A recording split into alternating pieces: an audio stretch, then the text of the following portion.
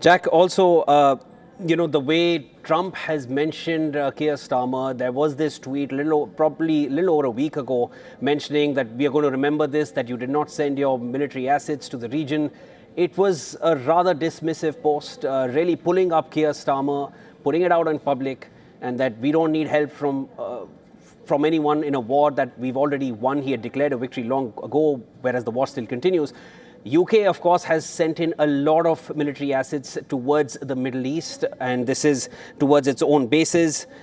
US has been calling in for its own air defenses from South Korea. It has also been asking for a third aircraft carrier, which is going to be soon deployed to the region, and is asking for help from other nations. And Australia and Japan in the latest have said, no, we're not going to get involved. Is Trump essentially asking for help now in the form of a threat? Well, this is sort of Trump's style. I think we've seen this a lot in the second term, especially. He has this approach toward NATO where he makes a maximalist statement or quasi threat, and then expects NATO to maybe go along with what he's saying. But then inevitably it doesn't work out, leads to greater friction in the alliance, and he's forced to walk it back in some way. I could see that happening now.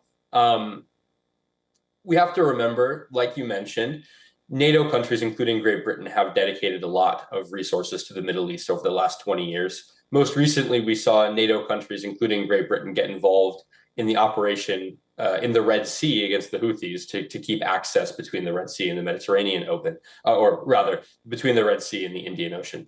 I think that conflict didn't work out particularly well. It did reach a settlement, but it wasn't via military means necessarily. It was sort of a I think these countries are hesitant to commit greater resources toward a conflict that doesn't really seem to have a clear outcome, a clear strategic intent by the United States. I think there's still some hope among the Europeans that a diplomatic solution can be reached. That's why you see European countries having bilateral talks or seeking bilateral talks with Iran. In the long run, this is likely to contribute to the growing friction within NATO. It might not lead to NATO's immediate collapse. I think, recent tensions over Greenland, things like that, have shown that NATO can be resilient. It can survive, Trump's sort of tough love or threatening approach, depending on how you frame it. But these issues, as they continue to mount, it does put pressure on the alliance, and it does drive a wedge between NATO member countries.